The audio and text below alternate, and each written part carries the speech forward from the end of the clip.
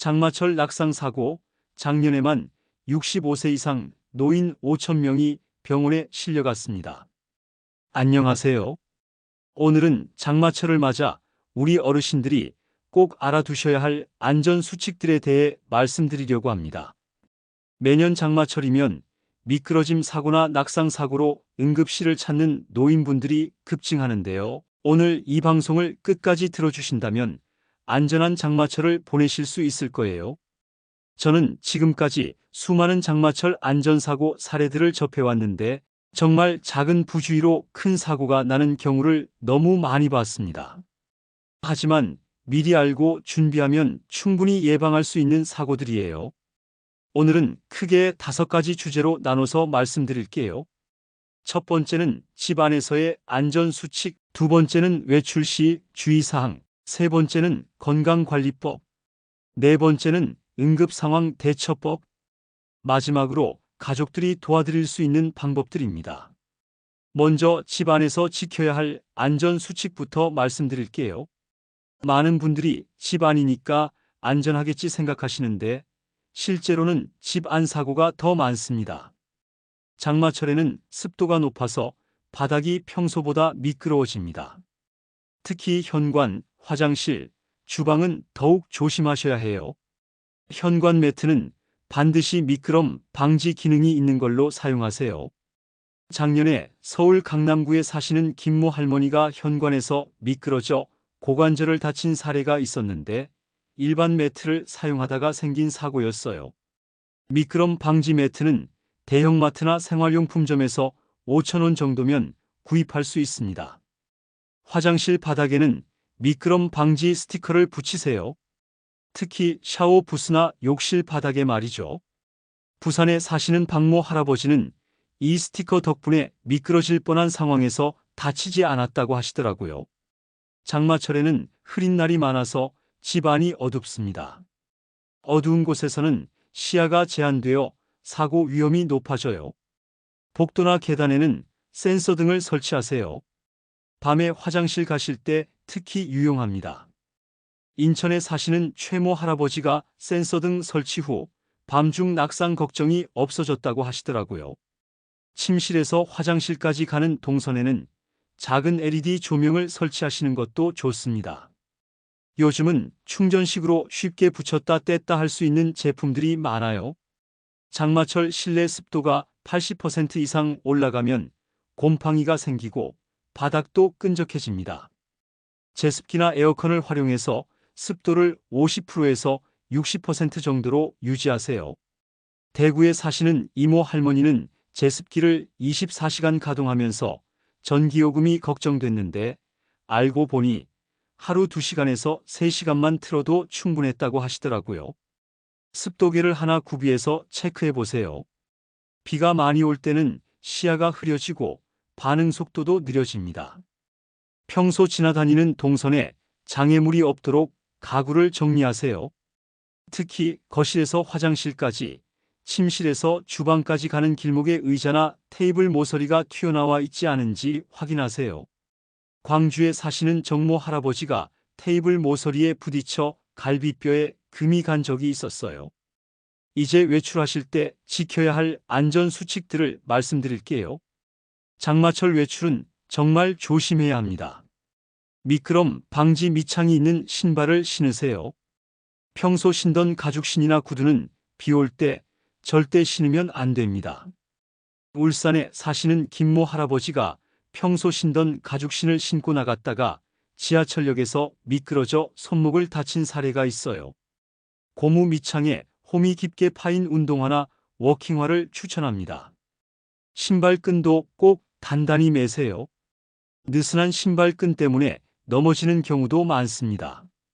끈 없는 신발을 선호하신다면 발등 부분이 꽉 맞는 걸로 선택하세요. 우산은 무겁지 않은 걸로 준비하세요. 너무 큰 우산은 오히려 균형을 잃기 쉽습니다. 자동 우산보다는 수동 우산이 더 안전해요. 전주에 사시는 박모 할머니가 자동 우산이 갑자기 펼쳐지면서 놀라서 넘어질 뻔했다고 하시더라고요. 우산을 들고 걸을 때는 평소보다 천천히 걸으세요. 우산 때문에 시야가 제한되니까 주변을 잘 살피면서 걸으셔야 해요. 지하철이나 버스를 탈 때는 특히 조심하세요. 바닥이 젖어 있어서 매우 미끄럽습니다. 지하철역 계단은 가장자리가 아닌 중앙으로 다니세요. 가장자리는 사람들이 많이 밟아서 더 미끄럽거든요. 대전에 사시는 조모 할아버지가 이 방법으로 지하철 계단에서 안전하게 다니고 계신다고 하시더라고요. 버스 정류장에서는 버스가 완전히 정차한 후에 타세요. 서두르다가 미끄러지는 경우가 많습니다. 버스 안에서도 손잡이를 꼭 잡고 계세요. 횡단보도의 흰색 줄무늬는 비 올 때 매우 미끄럽습니다. 가능하면 검은색 부분으로 걸으세요. 인도에 있는 맨홀 뚜껑이나 금속 재질은 절대 밟지 마세요. 창원에 사시는 한모 할머니가 맨홀 뚜껑을 밟다가 미끄러져 무릎을 다쳤어요. 보행 속도는 평소의 70% 정도로 천천히 걸으세요. 급하게 걸으면 사고 위험이 높아집니다. 평소 지팡이를 사용하지 않으시더라도 장마철에는 사용을 고려해 보세요. 균형 잡기에 큰 도움이 됩니다. 지팡이 끝부분에 미끄럼 방지 고무 캡이 있는지 확인하세요. 낡은 캡은 오히려 더 미끄러울 수 있어요. 수원에 사시는 이모 할아버지가 지팡이 캡을 새 걸로 교체한 후 훨씬 안전해졌다고 하시더라고요. 장마철에는 신체적 건강도 특별히 관리하셔야 합니다. 습도와 기압 변화가 우리 몸에 여러 영향을 주거든요. 장마철에는 관절이 더 아프고 뻣해집니다. 기압이 낮아지면서 관절 내 압력이 변하기 때문이에요. 관절 부위를 따뜻하게 유지하세요. 무릎이나 어깨에 담요를 덮거나 보온 패드를 사용하시는 것도 좋습니다. 춘천에 사시는 김모 할머니가 무릎 보온 패드 사용 후 관절 통증이 많이 줄었다고 하시더라고요. 실내에서 할 수 있는 가벼운 스트레칭을 꾸준히 하세요. 앉은 자리에서 발목 돌리기, 어깨 으쓱거리기 같은 간단한 동작들이 도움됩니다. 장마철에는 세균과 바이러스가 번식하기 쉬워서 감염병 위험이 높아집니다. 비타민 C와 D를 충분히 섭취하세요. 햇빛을 못 보는 날이 많아서 비타민 D 부족이 되기 쉬워요. 영양제로 보충하시거나 비타민 D가 풍부한 연어, 계란 등을 드세요. 충분한 수분 섭취도 중요합니다. 습도가 높다고 해서 물을 적게 마시면 안 돼요. 하루 1.5리터 정도는 꾸준히 마시세요. 장마철에는 수면의 질이 떨어지기 쉽습니다. 습도가 높고 답답해서 잠을 못 이루는 경우가 많아요. 잠들기 전에 실내 온도를 24도에서 26도, 습도를 50%에서 60%로 맞춰주세요. 에어컨이나 선풍기를 활용하되 직접 바람이 몸에 닿지 않도록 조절하세요. 제주에 사시는 오모 할아버지가 선풍기를 벽에 향하게 해서 간접 바람으로 사용한 후 수면의 질이 좋아졌다고 하시더라고요. 장마철에는 햇빛을 못 봐서 우울감을 느끼는 분들이 많습니다. 이는 자연스러운 현상이에요. 실내 조명을 밝게 유지하세요. 형광등보다는 LED 조명이 더 밝고 눈에 부담이 적습니다. 가족이나 친구들과 자주 통화하세요. 사회적 접촉이 우울감 해소에 큰 도움이 됩니다. 안산에 사시는 최모 할머니가 매일 아침 친구분과 안부 통화를 하면서 기분이 훨씬 좋아졌다고 하시더라고요.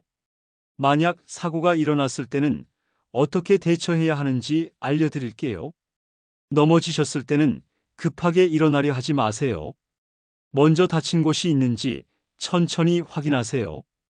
심한 통증이 있거나 움직이기 어려우면 119에 신고하세요. 무리해서 일어나다가 더 큰 부상을 입을 수 있어요. 일어날 수 있다면 주변에 있는 튼튼한 지지대를 잡고 천천히 일어나세요. 벽이나 계단 난간 같은 고정된 것이 좋습니다. 항상 휴대폰에 가족 연락처를 저장해 두세요. 응급 연락처라고 표시해 두시면 더 좋아요. 혈압약이나 당뇨약 등 복용 중인 약물 리스트를 적어서 지갑에 넣어 두세요. 응급실에서 치료받을 때 도움이 됩니다.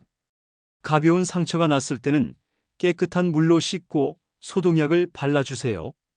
밴드를 붙일 때는 상처 부위가 완전히 마른 상태에서 붙이셔야 해요. 타박상이 있을 때는 차가운 찜질을 해주세요. 냉동실에 있는 얼음팩이나 차가운 수건을 사용하시면 됩니다.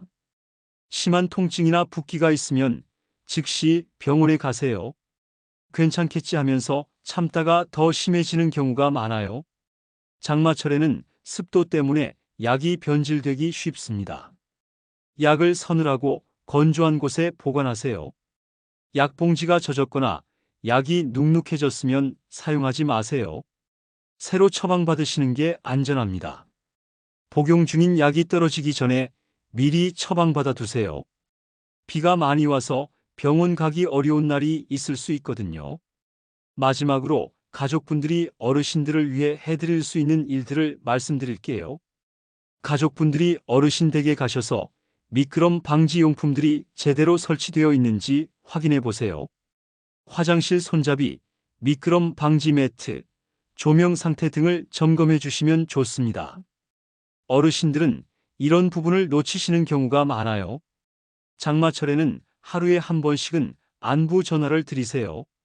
혼자 계시는 어르신들은 작은 사고가 있어도 도움을 요청하기 어려워하십니다.